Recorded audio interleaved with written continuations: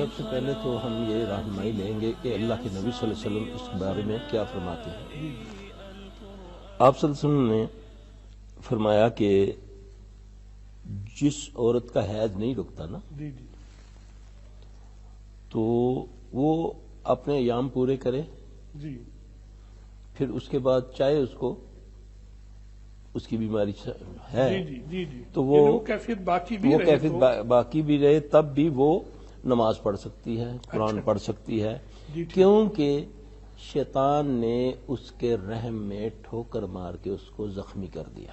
اچھا، اب اس چیز کو سمجھنے والی بات ہے کہ شیطان سے مراد ہم فوری طور پہ ابلیس کو لے لیتے ہیں، ایسا نہیں ہے۔ شیطان جن ہوتا ہے جو جس کو اللہ نے قوت دی ہے کہ آپ نے فرمایا کہ یہ خون کی طرح انسان کے جسم کے اندر گردش کرتا ہے۔ بالکل یہ اس عورت کے رحم میں ٹھوکر مار کے اس کو زخمی کر دیتا ہے، جس سے اس کا وہ بلیڈنگ جاری رہتی ہے، تو اس کا یہ وار اتنا کارگر ہوتا ہے کہ لوگ لا علمی کی وجہ سے سالوں نماز نہیں پڑھتے، پڑھنا چاہتے ہیں، مہینوں نماز نہیں پڑھتے، ہفتوں نماز نہیں پڑھتے کہ میں تو ناپاک ہوں۔ جبکہ جی ہاں، اب اس سے ایک بات ثابت ہوئی کہ رحم پر سب سے زیادہ اثر انداز شیاطین ہوتے ہیں، اور اسی سے پھر وہ جب والدین کو یہ چاہیے کہ بچیوں کو کم از کم وہ چیک میں رکھیں، اگر ان کو دیکھتی رہیں کہ اگر بچیوں کو اچانک ڈسچارج شروع ہو گیا ہے، وائٹ ڈسچارج شروع ہو گیا ہے، تو وہ فوری طور پہ ان پر توجہ دیں، ان کی نمازوں میں کوتاہی نہ ہو، اذکار میں کوتاہی نہ ہو۔ یہ ماؤں کو چاہیے، یہ ان کی ذمہ داری ہے، کیونکہ یہ سب سے پہلے حملہ کرتا ہی عورت کے رحم میں ہے، مرد کے معدے میں ہے۔ اچھا، ان دو چیزوں سے یہ ان کو قابو میں کر لیتا ہے۔ پھر قوت یہ کہاں سے لیتا ہے؟ یہ جو جن شیطان ہوتا ہے جو اس پر یا مسلط کیا گیا ہے یا خود وہ ہو گیا ہے۔ نخون نہ بڑھنے دیں، بالوں کو کھلا نہ چھوڑیں، اگر بال اترے ہیں سنوارنے سے تو بالوں کو کاٹ کے پھینکیں۔ ثابت بال پر جادو ہوتا ہے، کٹے ہوئے بال پر جادو نہیں ہوتا۔ یہ جادو انسان بھی کرتا ہے، جن بھی کرتا ہے۔ وہ بال ہوتے ہیں برش سے نکالے کنگھی سے، اسی ہاں جی، ویسے بجا بنایا پھینک دیا، وہ تو پورے بال ہوتے ہیں۔ آپ یقین جانے کہ بعض ایسے مریض بھی ہمارے پاس آئے ہیں کہ بجے کے بجے پیشاب کے راستے سے نکلتے ہیں۔ اچھا، ایسا جادو یہ کر دیتا ہے کہ انسان کے جسم کے اندر داخل ہو جاتی ہے یہ ساری چیزیں۔ اب ان سے بچنے کا بہترین جو سنت ہمیں طریقہ بتایا وہ یہی ہے کہ اپنے نخونوں کو کاٹو، بالوں کو ڈھانپ کے رکھو، اس سے آدھی اس سے موت ہو جاتی ہے اس کی، شیطان کی، اسے راستہ نہیں ملے گا، اسے راستہ نہیں ملے گا، اس کو قوت نہیں ملے گی۔ وہ قوت لیتا ہے۔ دیکھیں نا، پہلے دور میں ہم دیکھتے تھے کہ جس کے ناخون بڑے ہوئے اور بال بکھرے ہوتے تھے تو ہم کہتے تھے وہ پاگل ہے، دیوانہ مجنون، دیوانہ۔ تو ہم نے وہ سٹائل اپنا لیا، ہاں جی، اب سب دیوانے بالے بکھیرے ہوئے ہیں مردوں عورتوں نے، ہاں جی، وہ جیل چیل لگا کر بالوں کو اکڑا لیتے ہیں، ناخون بڑے ہوئے ہیں، آپ نے ادھر سے صفائی ادھر سے اللہ درمیان میں وہ کچھ اس طرح کے۔ آپ یقین جانے یورپ میں ہم دیکھتے تھے یہ جو بدتمیز قسم کے لڑکے ہوتے تھے نا، جو پرس چھیننے والے، یہ ان لڑکوں کے سٹائل ہے۔ اور ہم نے ان کا وہ کوا چلا ہنس کی چال اپنی چال بھی بھول گیا، ہم نے وہ کام شروع کر دیا۔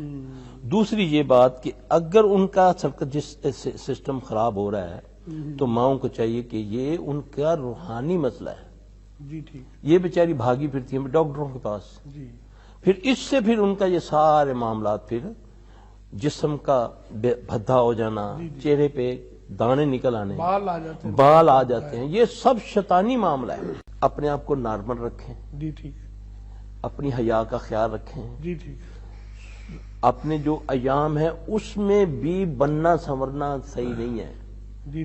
سب سے بڑا افیکٹ جو ہماری سوسائٹی کے اندر یہ ہے کہ جن دنوں میں ان کو شرعی ایام کے دن ہوتے ہیں اس میں مائیں بہنیں ان کو کہتی ہیں لگا لیں آپ نا نیل پالش لگا لیں، بھویں بنا لیں، یہ کر لیں، وہ تو اصل دن ہے شیاطین کے حملہ کرنے کے ان پر۔ ان دنوں میں آپ کو بہت احتیاط کرنی، پھر عموماً یہ صبح شام کے اذکار چھوڑ دیتے ہیں۔ سننے والے لاکھوں ہیں، مائیں سن رہی ہیں اس پروگرام کو، میں دست بستہ گزارش کر رہا ہوں یہ بات ذرا دھیان سے سننی ہے. اپنے بچوں کے راستے میں کہیں ہم خود تو نہیں مسائل کھڑے کر رہے کہ جو مخصوص ایام ہے بیٹیوں کے بچیوں کے لیے ان دنوں میں ان کا بننا سنورنا یہ تو شیطان کے حملے کو کاری کرنے کے مترادف ہے. سلفی صاحب فرما رہے ہیں ان دنوں میں تو اس کی اتنی قوت ہوتی ہے. آپ لوگ مجھ سے سوال کرتے ہیں نا کہ سلفی صاحب عورتوں میں زیادہ کیوں یہ ہے؟ تو عورتوں میں زیادہ اس لیے یہ کہ اللہ نے ان کے اس ضعف کے دنوں میں جو کمزوری رکھی ہے پھر اس میں ہم پڑھتے ہی نہیں، اللہ کا نام ہی نہیں لیتے. حالانکہ صبح شام کے اذکار یہ ہماری مائیں بیٹیوں کو انہیں یام میں بھی کرنے ہیں. نماز کی تو چلے رخصت ہے لیکن سب کچھ چھوڑ دیا، سب کچھ چھوڑ دیا. یعنی کہ اللہ کا نام. بعض لوگ تو کہتے ہیں نہیں جی میں تو درود بھی میرے ایام ہوئے میں کیسے درود پڑھوں. اللہ اکبر کبیرہ. اللہ کا نام سب سے بڑا پاک میں لے لوں، اللہ کی کلام نہ پڑھوں، یہ مجھے نہیں سمجھ آ رہا یہ فلسفہ. یعنی کہ اللہ میں کہہ لوں، اللہ کہہ لیں تو پھر باقی تو سب کچھ بات سبحان اللہ و بحمدہ سبحان اللہ، باقی تو سب کچھ بعد میں بات. ہاں جی. اب اس میں یہ ہے کہ یہ ان کا اس طریقے سے اپنے آپ کو رکھنا. پھر سب سے بڑی بات رسول اللہ صلی اللہ علیہ وسلم نے فرمایا کہ بھویں بنانے والی جو بھویں بناتی ہے بنواتی ہے اس پر اللہ کی لعنت. یہ حدیث ہے، صحیح حدیث ہے. اب میں نہیں کہہ رہا، میں بانگ دعوت کہہ رہا ہوں، ساری دنیا سن رہی ہے. تحقیق کر لیں، علماء حضرات بھی ہوں سنتے ہوں گے کہ اللہ کے نبی صلی اللہ علیہ وسلم نے فرمایا نہیں کہ سر پہ جوڑا بنانے والی، چہرے کو گدوانے والی، دانتوں کو چھدوانے والی، بھویں بنانے والی، بھویں بنوانے والی، یہ 10 نام لے کر آپ نے فرمایا ان پر اللہ کی لعنت. اللہ یہاں جوڑے کی اجازت ہے. اب رہنمائی تو محمد صلی اللہ علیہ وسلم کر رہے ہیں تو میں تو مرضی کر رہا ہوں اپنی.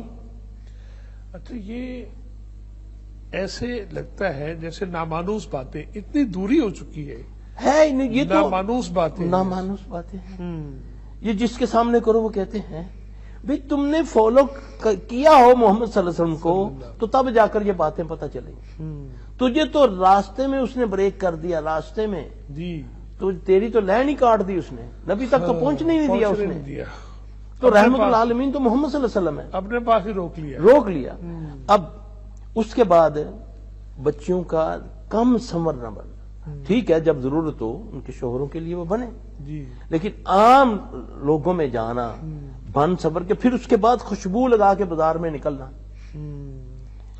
بچیوں کا خاص طور پر خوشبو لگا کر عورت کا مطلق فرمایا. عورت کا جو عورت بازار میں خوشبو لگا کر نکلتی ہے، حدیث کے لفظ ہیں، میں کہتا ہوں نبی صلی اللہ علیہ وسلم سے بڑھ کر اخلاق والا کوئی نہیں کائنات میں.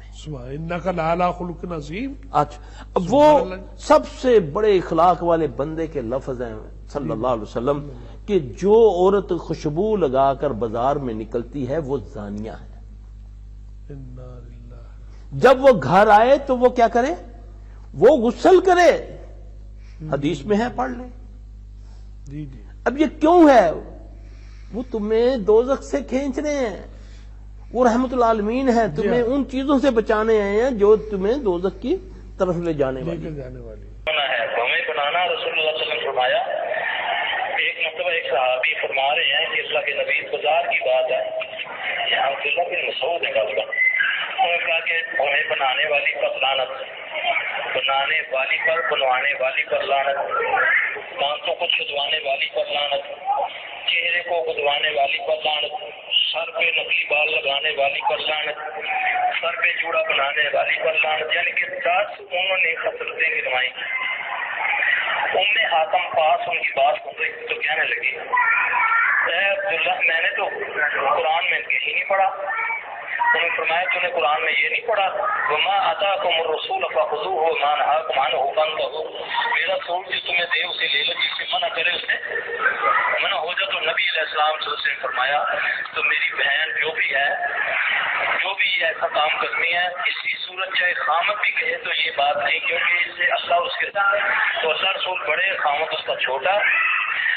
جو بھویں بناتی ہیں یا بنواتی ہے دونوں پر لعنت ہے. اور بھویں اس لیے بنائی جاتی ہیں کہ یہ مجھے بھدی لگتی ہیں. تو مجھے یہ بتائیں کہ اللہ قرآن میں فرماتا ہے لقد خلقنا الانسان فی احسن تقویم، میں نے انسان کو بہترین بنایا. اب جو بھویں بنا کر دیکھتی ہے اور کہتی ہے دیکھتی نہ ان سے کا لگتا پیا ہے. وہ ایکچوئل اللہ کو کیسی دیر سے پڑھانا ہی آیا دیکھ ہوں چھوڑی میں بنی ہے. یہ اللہ کی تخلیق میں یہ اپنا کچھ اللہ جس کو پنجابی میں بولتے مجھے اس کی اردو نہیں آتی تو اس لیے نبی پاک صلی اللہ علیہ وسلم اس کام سے لعنت فرمائی ہے. استغفر اللہ